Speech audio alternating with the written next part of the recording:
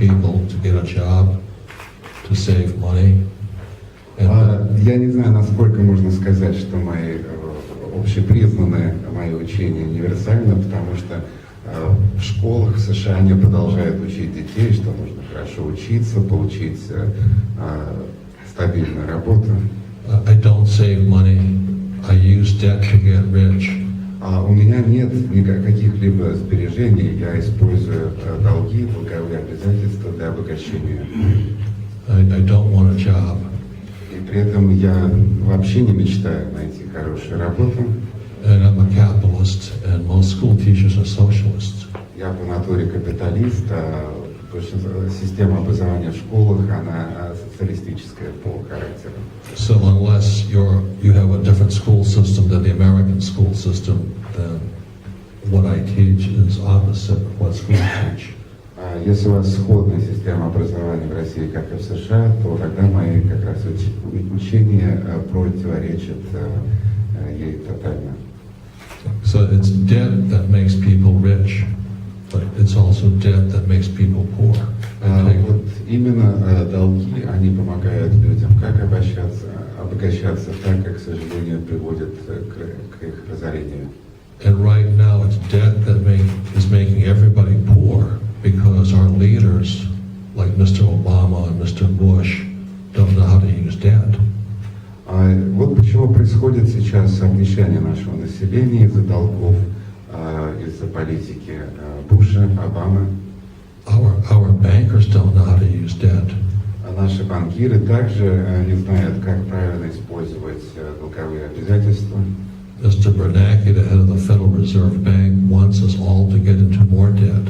Мистер Бернаки, глава Федерального резервного банка, как раз настаивает, призывает как раз еще больше увеличить свои долги. Spain wants to be bailed out with more debt.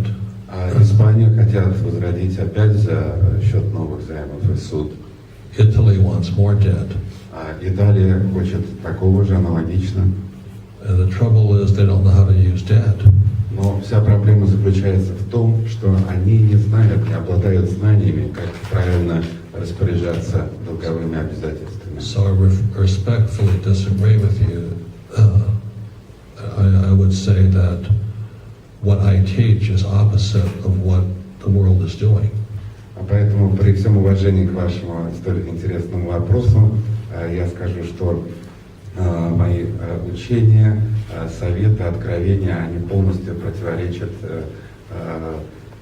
тому, как мир действует, работает сегодня. And this is 50 rubles. I would never work for this. Вот 50 рублей, я бы никогда не соблазнился на такую банкноту. I mean, this is so worthless today. I don't know why people work for it. Доллары США, эти бумажки, я не знаю, почему люди кладут свои жизни за это, они ничего не стоят. I carry the Zimbabwe dollar. Вот мой самый памятный сувенир, банкнота Зимбабве. Just as a reminder. Это всего лишь вот как бы мне такое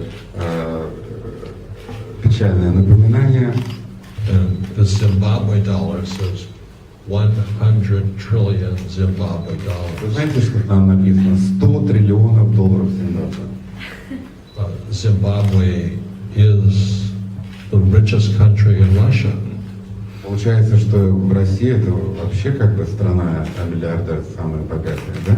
And in a few years, it became one of the poorest countries in the richest countries in Africa, and it soon became one of the poorest countries in Africa. И как вы знаете, за свою историю Зимбабве скатилась от самой процветающей, богатой страны в Африке к самой бедной. And it's the same thing that Mr. Obama and Mr. Bernanke are doing. They're just printing money. И как раз президент Обама и глава Федерального резервного банка мистер Бернаки делают то же самое, ведут нас по этому же пути. And today, all across the world, the U.S., the euro, the ruble, the yen, the renminbi, they're just printing more and more. This is nothing. Такая же ситуация наблюдается, к сожалению, во всем мире. Полностью запущен станок, который печатает доллары, евро, рубли, Это всего лишь не подкрепленные, не обеспеченные бумажки. So you're correct, it's universal. Поэтому вы совершенно правы в том, что ситуация везде похожая, универсальна, аналогична. But I believe most Russians are still going to work for this. Но, к сожалению, я так предполагаю, что все-таки большинство россиян продолжают или хотят работать за деньги. And still trying to save this.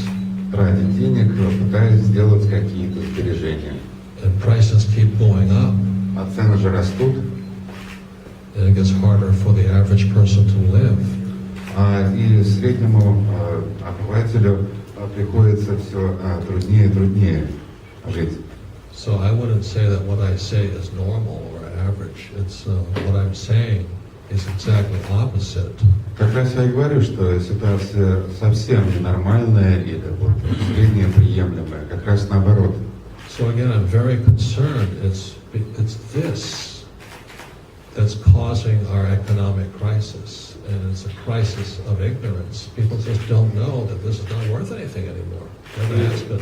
Меня как раз очень огорчает, что это как раз вот кризис, который вызван на самом деле стремлением заработать деньги, и в корне этого кризиса это просто элементарная финансовая безграмотность. So two things happen whenever the U.S. government prints more dollars. Что происходит, когда каждый раз правительство США на полную мощь включает печатный станок? Two things happen is that in America, taxes go up. Сразу же мгновенно взлетают вверх налоги, Inflation goes up. и параллельно с инфляцией. So the middle class now gets poor because they're paying more in taxes. Средний класс нищает, потому что налоговые выплаты увеличиваются, And more for food and oil. а также растут расходы на питание, продовольствие, на бензин, And then our medicine goes up. а также растет стоимость медицинских услуг. So we have a growing crisis in America between the middle class now and the rich. Поэтому назревает вот кризис, противоречие между средним классом и богатыми в Америке. In America, we have millions of people who have jobs, but they're going broke. They can't afford anything. В США миллионы людей, они ходят на работу, имеют работу, но при этом они беднеют и становятся банкротами. And then Mr. Obama and Mr. Romney are talking about raising our taxes. А Обама и Ромни все твердят, что хотят повысить наши налоги. And the real problem is this. А проблема-то заключается в этом. This is counterfeit money today. Это, можно сказать, фальшивки сегодня, фальшивые деньги. It became counterfeit in 1971 when President Nixon took us off the gold standard. Это как раз и произошло в 1971 году, когда президент Никсон отвязал доллар от золотого стандарта номинала. So once again, when we went off the gold standard, the rich became very rich. И с тех пор богатые стали колоссально богатыми. And unfortunately today the middle class is becoming poor. А, к сожалению, в настоящее время средний класс нищает. And it's a very dangerous situation in America today. Это крайне опасная ситуация в Америке сегодня. So that's why I wrote Rich Dad, Poor Dad in 1996. Поэтому я и написал свою первую книгу «Богатый папа, бедный папа» в 1996 Where году, I said, don't save money. где я проповедую, выступаю за то, чтобы население не сберегало денежные средства, Don't call your house an asset. никогда не считали свои дома люди активами. And I explained to Rich Dad, Poor Dad how the rich like me pay very little in taxes legally. И в этой же книге я объясняю, как So I would not say that what I say is what everybody says. So. мне удалось меньше выплачивать налоги, и, как известно, мои высказывания, идеи, философия они еще не общепризнанные, не все это понимают, приемлют. But if that's what you saw, then that's what you read in my books.